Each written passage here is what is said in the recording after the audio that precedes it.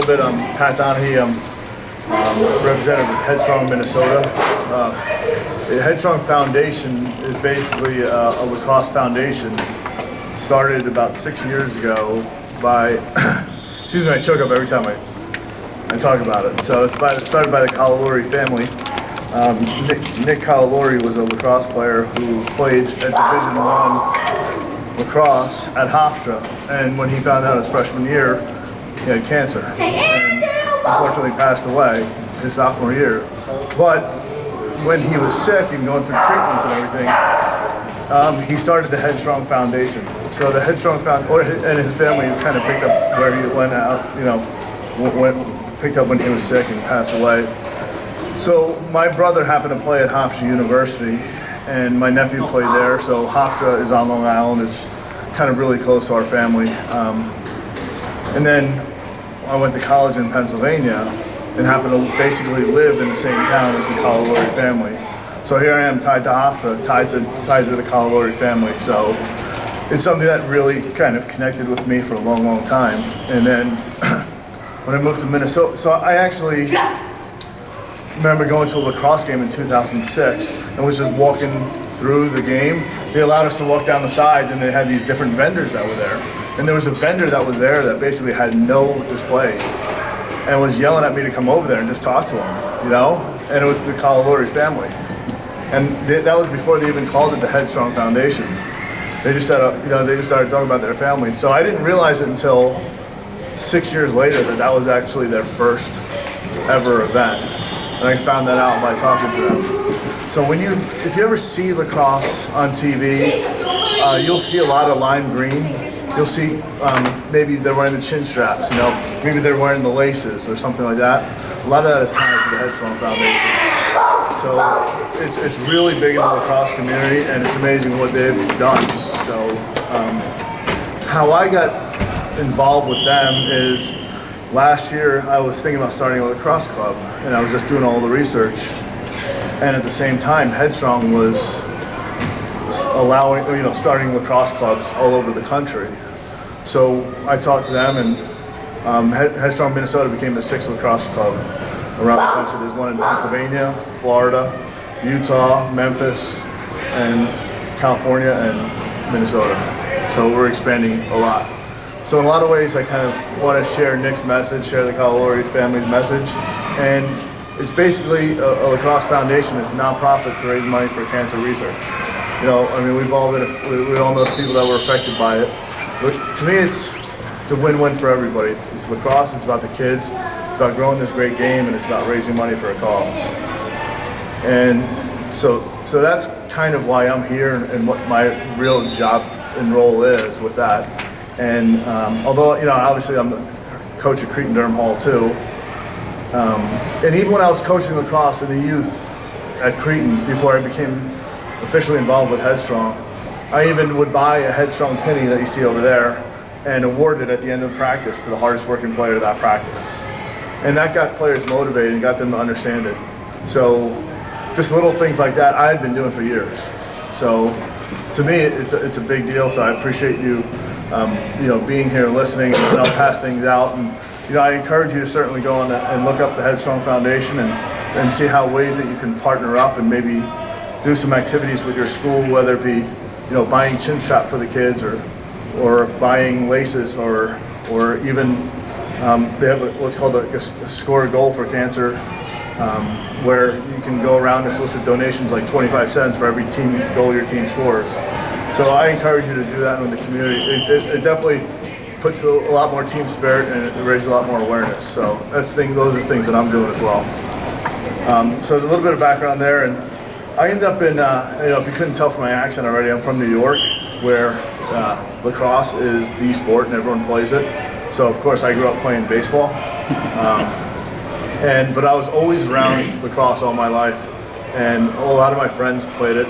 My brother played it in Division I, so I've been around it all my life. And by the time I got to college, all the sports that I've been playing all my life, like football and baseball, kind of burnt out a little bit.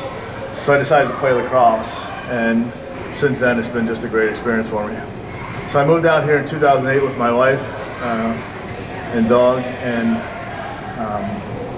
it felt like I didn't coach right away. I started coaching around 2009 and realized, wow, the sport really is growing here. So I can do a lot of service by coming out here and helping out whatever I can. So I'll probably do too much now, but that's why I'm also down here today, just trying to help out and grow the sport. It's been good to me, and I consider myself fortunate and hopefully be a resource for everyone here. So I probably get about 30 emails, 30 to 40 emails a day on cross stuff from people all over the state asking me. So feel free to contact me with things and ask more questions. So the one thing I noticed in Minnesota lacrosse was that there's a hockey mentality here that you don't like your opponent as much, or there's this rivalry going on with no matter who you're playing, and it's a lot less, and that kind of carries over to lacrosse. So a lot of lacrosse, maybe it isn't here, but a lot of lacrosse is very competitive against each other, whereas when you go on the East Coast, when it's the highest level of lacrosse, it's a lot more community, and a lot of people are helping everyone else out. And for those maybe 45 minutes you're on the field, you're competing and trying to win, but the other 364 days and 23 hours, you're everybody's friend.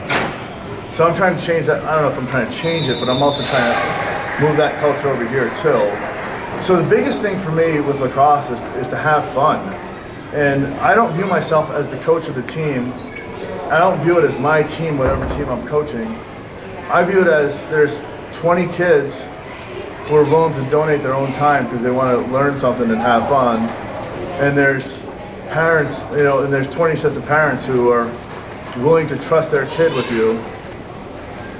So just guide them the right way and have fun. And if anybody asks me if we had a successful season, my response is always, I won't know if this team is a success until 20 years from now. I won't know. So ask me in 20 years, and then I'll tell you whether or not our season was a success. Sure enough, we have good years, and I really enjoy it. And our JV team went 13-1 last year, made it to the state finals. And that was the first year that we ever had a JV team at Creighton. I went to the state finals with the Woodbury little guys.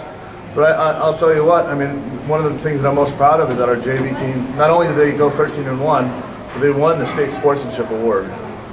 And out of 78 high schools that play both high school club and high school varsity, Creighton was the only school that had both the varsity and the JV nominated for sportsmanship awards. The only one. I tell that all the time. So not only are we playing good lacrosse, we're playing it the right way, we're having a lot of fun and teaching lessons. So much so that I even got comments from people who are always nervous about new schools coming in because they don't know the rules that well and they don't focus that well, or they don't teach it that well, and they fight a little bit more to make up for their lack of knowledge. So they were awful surprised when we came in, and we kind of changed the way people look at new schools.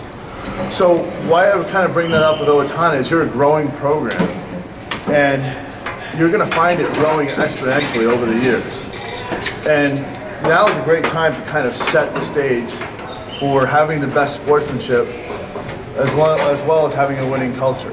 And up and down, it comes from all the coaches, it comes from all the parents and the leaders. So, and that's why it ties so well with the HEADstrong Foundation with what I do. And that's why every single summer game that I coach, I wear this long sleeve shirt. 85 degrees, 100 degrees outside, I'm wearing a long sleeve green t-shirt, and everybody knows that. So and not only that, it's when people you see other people yelling at their kids or yelling whatever, it just doesn't seem right, especially when you're out there having fun. So a lot of my biggest influences in coaching, one of them is a guy named John Danowski. John Danowski is the head coach of Duke lacrosse. He's won a national title. I believe he's in the National Hall of Fame for lacrosse. And my brother played for him when he was at Hofstra. So one time I asked my brother, I said, Jerry, what's Coach Danowski really like as a coach?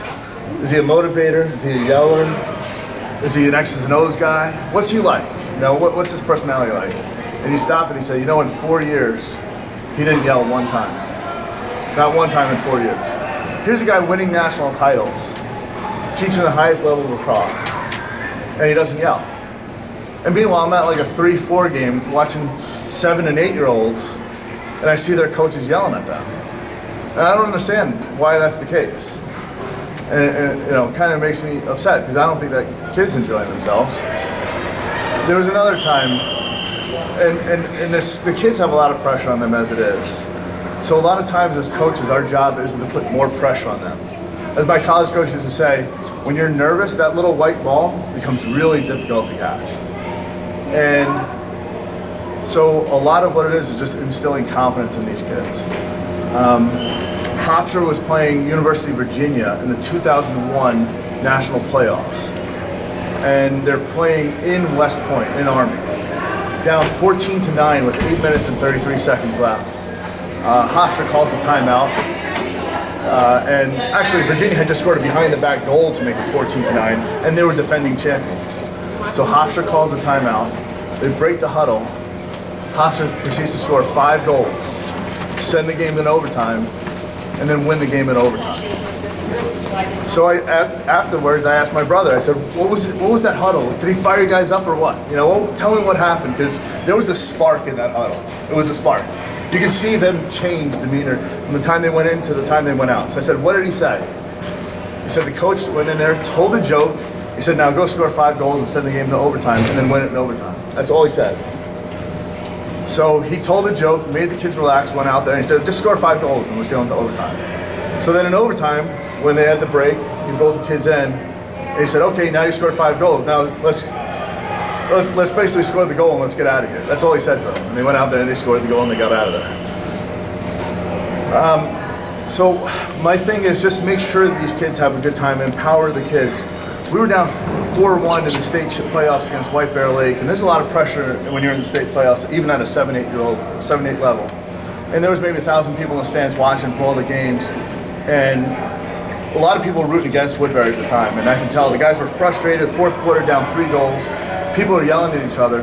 My response was, very few times during a season do you have a chance to test how good you really are. There's very few times when the chips are against you and you have the opportunity to do something great. So look at this as an opportunity to do something great. And don't worry about it. Just take a look at this. If we lose, we lose. But this is an opportunity. You have 10 minutes now to see what you learned throughout the year and what you're made of. So of course, 4-1, we ended up scoring 3 goals in a row and sending the game into overtime. And sure, we lost in overtime, but it was that effort, and that's something that I'll remember all my life. So my big thing is be positive with the kids. And I just want to get that over to everybody first, is be positive and make sure it's all up and down to everybody and have fun. The first thing I do at 5-6 practice when I'm coaching the 5th and 6th years old is I make the whole team run to the net with one person with the ball. The person throws the ball in the net, turns around, pretends like he's rolling a bowling ball, and everybody falls over like pins, right? That's the first thing I do at pretty much every 5-6 practice. Why is that? It gets them in the right frame of mind, you know, and makes them realize we're gonna have some fun today. So think about things like that as you're going through your practice plan on what you're trying to do. And the other thing is that, you know, 7 or 8 years ago, it was very difficult to be a lacrosse coach. 2013, there is 1 million videos on YouTube for lacrosse drills. I know the sport pretty well, and I speak with a certain level of confidence that a 5th and 6-year-old isn't going to really question what I'm saying, but it's only because I do a lot of research on YouTube, pull up my few favorite videos, listen to what they're saying and the way they say it, and then say it in a way that I think that kids think that I know what I'm talking about, right? So even if you're new, you know, you don't have to pretend like you know it all, but know a couple of drills that are really good, get it down pat, and move that along. Does that kind of make sense? You don't have to know the sport that well. Our job isn't to make a team go 10-0. Our job isn't to make a team go 6-4. Our job is to make the team the best it can be by the end of that season. That's all it is. One of my best seasons that I ever had was when I was in Delaware. I actually got named one of the 3 state coaches of the year in Delaware. and my team went 0-14 that year. And I was up against a state champion in like the state Final Four and an 0-14 person. I mean, I didn't get it, you know, but it was pretty cool to be recognized. And what it was is I changed the culture of that program. And I said, you are not getting penalties. You are not doing this. You're respecting the game. You're playing it right. And we are in that was, because I was there, it wasn't me. It was the kids, the way the kids played. And that was really the state showing those kids respect. You know what I mean? So if Owatonna, you know, I know you're starting out, and I know things are tough, but if you walk out of there with the sportsmanship award every single year, and you've taken a team that probably in the beginning of the season was 1-9 and made them 5-5, or 5-5 and made them 7-3, to me, you did a great job that year. And then if you can look back in 20 years from now, was it a success? Yes, then it could be a success. So that's kind of my advice going forward with this. But know the few drills, and there's a few drills. Well, I'm going to start off now with the kind of the practice checklist that I do. And you can use this as a guide, I guess. And